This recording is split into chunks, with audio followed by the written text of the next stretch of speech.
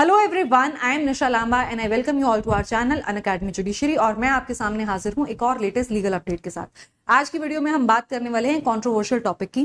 Basically आज की video में हम बात करेंगे कि अगर कोई एक महिला जो कि पहले हिंदू धर्म के अंदर पैदा हुई हैं और अनुसूचित जाति के अंदर उनकी जो कास्ट है वो अनुसूचित जाति के अंदर मानी जाती है, यानी कि वो शेड्यूल्ड कास्ट से बिलोंग करती हैं, अगर वो महिला किसी क्रिश्चियन से शादी कर लेती है क्रिश्चियन मैरिज एक्ट के तहत, तो अब क्या वो महिला शादी के बाद भी रिजर्वेशन का लाभ उठा सकती है? क्या दूसरे धर्म में शादी करने के बाद भी उस धर्म का फायदा उठाया जा सकता है जिसके अंदर आप पैदा हुए हैं? तो इसके बारे में हम चर्चा करेंगे। इसके ऊपर मद्रास हाईकोर्ट का हाल ही में एक जजमेंट आया है, क्या होल्ड किया गया इस जजमेंट के अंदर वो हम डिस्कस करेंगे। सुप्रीम कोर्ट का ऐसे मामलों के अंदर क्या व्यू पॉइंट है वो भी हम डिस्कस करेंगे। तो वीडियो के एंड तक बने रहिएगा। वीडियो के एंड तक मैं आपको इसके अंदर होल्ड किया गया वो भी बताने वाली हूँ। तो वीडियो स्टार्ट करते हैं। आगे जाने से पहले आपको बस ये मैं अपने सोशल मीडिया हैंडल्स की डिटेल्स दे दूं।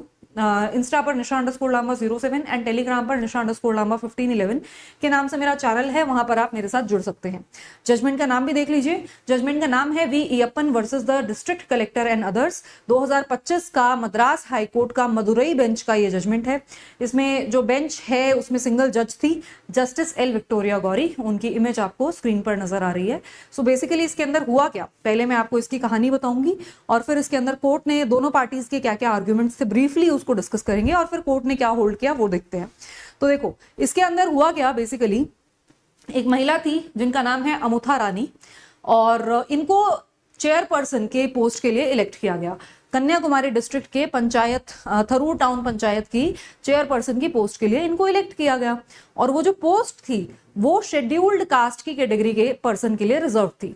ठीक है, तो इनका क्लेम था कि क्योंकि मैं हिंदू धर्म में पैदा हुई हूं, पल्लन कम्युनिटी के अंदर पैदा हुई हूं और पल्लन कम्युनिटी को एससी कैटेगरी का माना जाता है और इस वजह से मुझे रिजर्वेशन का बेनिफिट मिलना चाहिए और ये जो पोस्ट है ये मुझे मिलनी चाहिए। ठीक है, और इनको वो पोस्ट दे दी गई।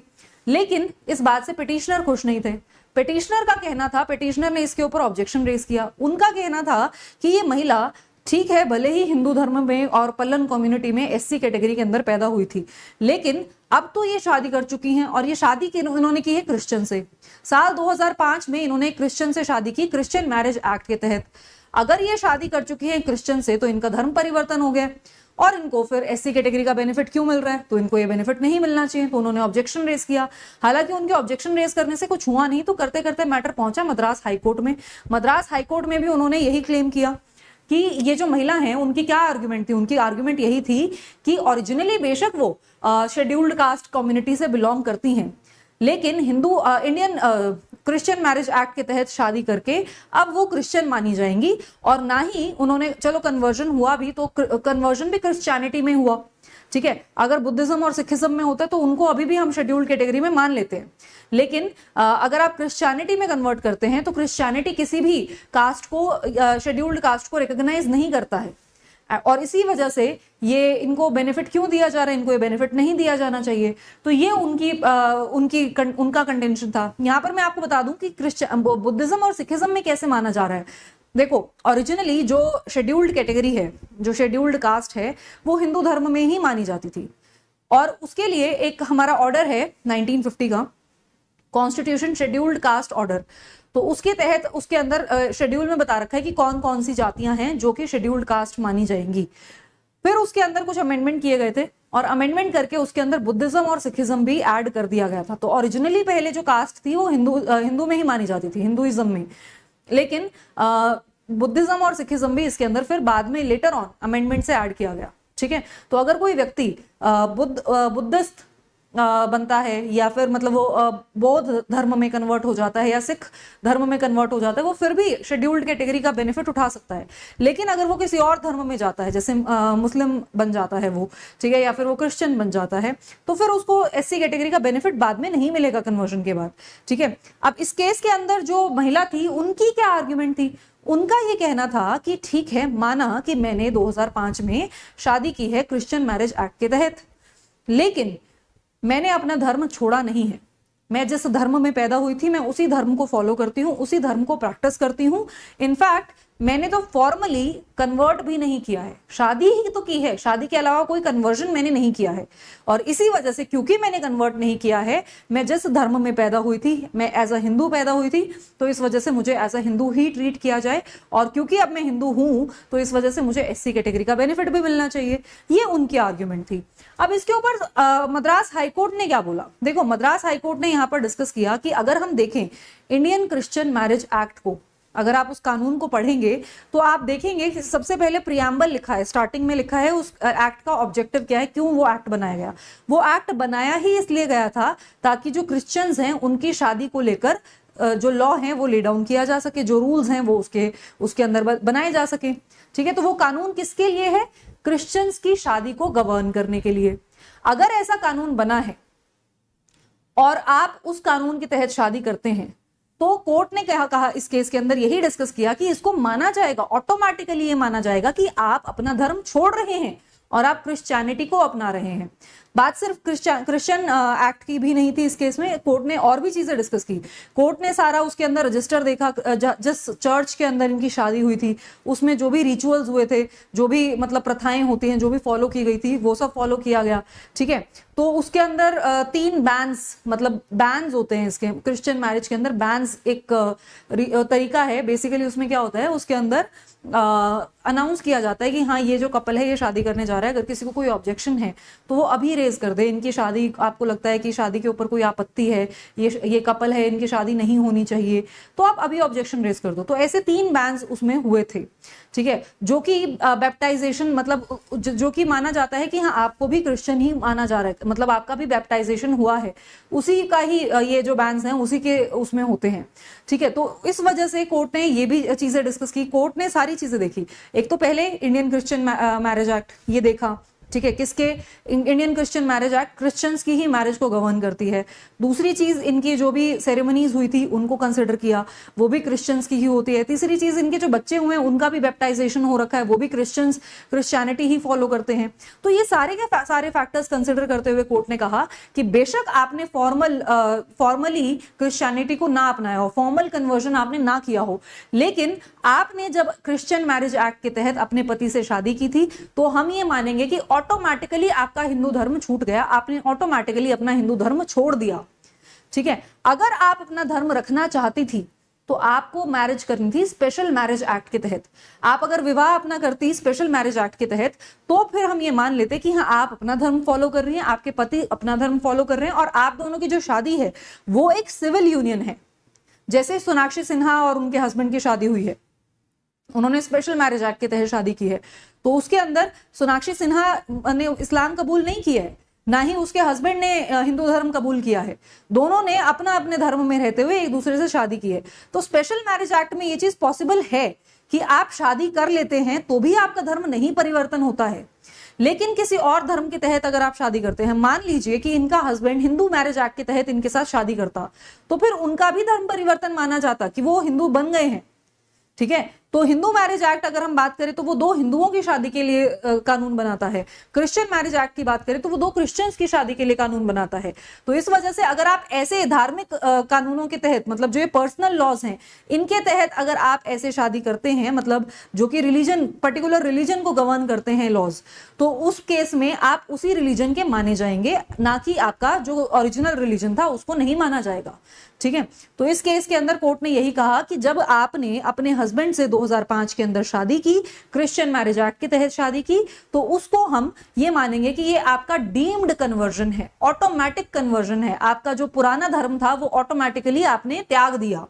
ठीक है, तो अब आप क्रिश्चियन मानी जाएंगी, आप हिंदू नहीं मानी जाएंगी। और क्योंकि आप क्रिश्चियन हैं और क्रिश्चियनिटी में शेड्यूल्ड कैटेगरी का कोई स्कोप ही नहीं है, कोई मान्यता ही नहीं है, तो इस वजह से आप शेड्यूल्ड कैटेगरी का बेनिफिट नहीं उठा सकती हैं। आप अगर हिंदू नहीं है तो आपको शेड्यूल्ड कैटेगरी का बेनिफिट ही नहीं मिलेगा। ठीक है, तो ये चीज कोर्ट ने क्लियर की। और कोर्ट ने ना यहां पर और भी बहुत इंटरेस्टिंग बातें बोली थी।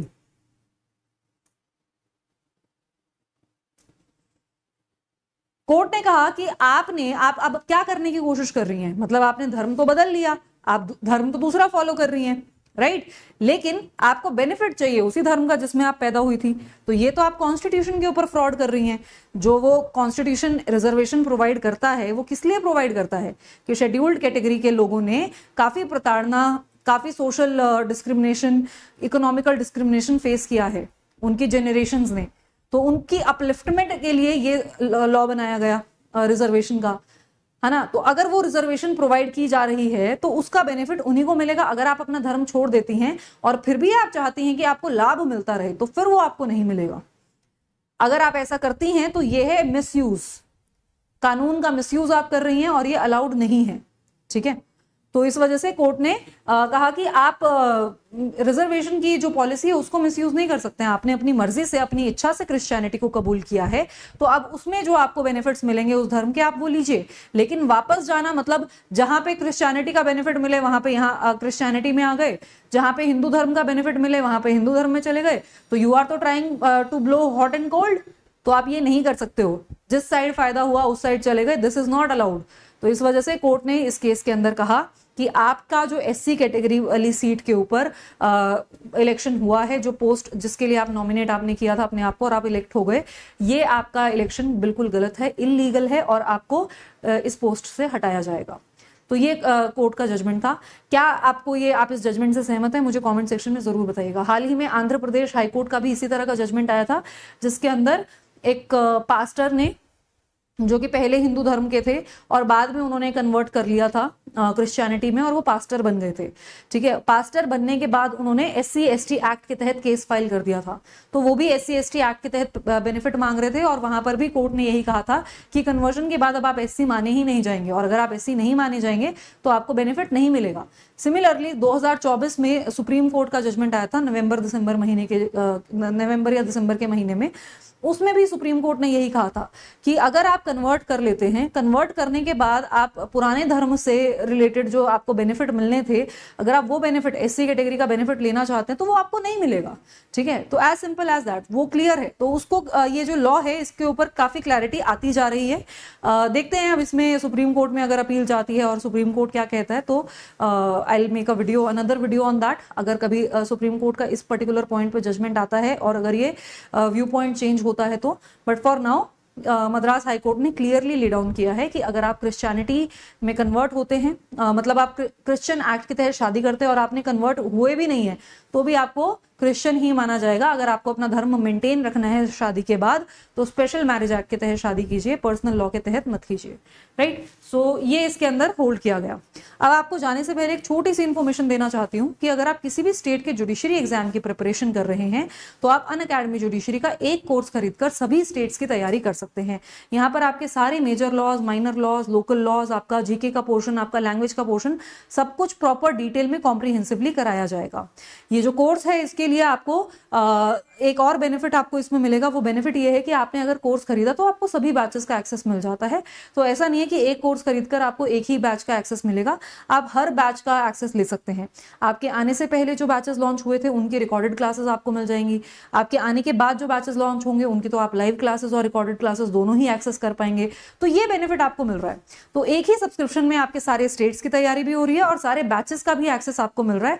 और ये जो सब्सक्रिप्शन है ये आपको बहुत कम प्राइस में भी अभी मिल रहा है, सिर्फ 28,500 में 2 साल के लिए आपको ये सब्सक्रिप्शन मिल रहा है ना। उसमें आपको ये सारी चीजें मिल रही हैं, इसमें आपके टेस्ट वगैरह सब कुछ हो गया, one stop solution for every problem. अब यही आपको अगर जो सब्सक्रिप्शन है वो 3 साल के लिए चाहिए तो आपका प्राइस थोड़ा सा बढ़ जाएगा, फिर वो 35,000 का हो जाएगा। बट इसी सब्सक्रिप्शन में आपको चाहिए कि आपको बुक्स भी दे दी जाएं तो फिर आपका प्राइस जो है 2 साल के लिए होगा 36,500 और 3 साल के लिए होगा 43,000, ठीक है। ये है आइकॉनिक और ये है प्लस। तो 2 तरह की मेंबरशिप है, सब्सक्रिप्शन है। अगर आपको ये बेनिफिट चाहिए तो आपको कोड की जरूरत पड़ेगी, बिना कोड के आपको बेनिफिट मिलेगा नहीं। तो रेफरल कोड आप ये इस्तेमाल कर सकते हैं, निशा लांबा। बिना स्पेस के आपको मेरा पूरा नाम टाइप करना है और उससे आपको ये बेनिफिट मिल जाएगा। अब आपको एक और चीज बता दूं कि ये प्लस और आइकॉनिक के अलावा आइकॉनिक प्रो एक नई सब्सक्रिप्शन है जो आप लोगों के लिए लॉन्च की गई है। इसके अंदर आपको प्लस और आइकॉनिक के दोनों फीचर्स मिलेंगे, साथ ही आपको इसमें कुछ एडिशनल फीचर्स मिलेंगे जैसे कि unlimited mentorship, unlimited career guidance, special sessions होंगे, doubt solving, strategy making, notes making, writing, mains answer writing, इस तरह के स्पेशल सेशंस आपके लिए कंडक्ट किए जाएंगे, राइट। इसके अलावा आपको बता दूं कि अनअकैडमी जुडिशरी ने इस टाइम पर मायाथन कार्निवल लॉन्च किए। What is Mayathon carnival? ये स्पेशल क्लासेस का कार्निवल है। अगर आप एक बार अनअकैडमी जुडिशरी की क्लासेस लगाकर देखना चाहते हैं और उसके बाद सब्सक्रिप्शन लेना है या नहीं लेना है वो आपकी चॉइस है, बट आपको फ्री क्लासेस अटेंड करनी है तो आप ये फ्री क्लासेस अटेंड कर सकते हैं। इसकी ये क्लासेस 3 दिन का फेस्टिवल है ये, तो कल भी इसमें क्लास हुई थी, थर्सडे फ्राइडे सैटरडे 3 दिन का है, तो 22, 23 और 24 अभी आपका आज भी आप ये क्लासेस लगा सकते हैं, कल भी लगा सकते हैं। ये शेड्यूल अगर आपको नजर आ रहा है तो आप यहाँ से शेड्यूल का स्क्रीनशॉट ले सकते हैं। इसमें ये एजुकेटर्स पढ़ाएंगे थर्सडे से लेकर सैटरडे तक और ये टॉपिक्स हैं और फिर उधर वो टाइम है। अगर आपको यहाँ पर नहीं नजर आ रहा है तो आप मेरे टेलीग्राम चैनल पर जाकर इसको एक्सेस कर सकते हैं, वहां से आपको शेड्यूल मिल जाएगा। That's all for today, see you in the another video, have a great day.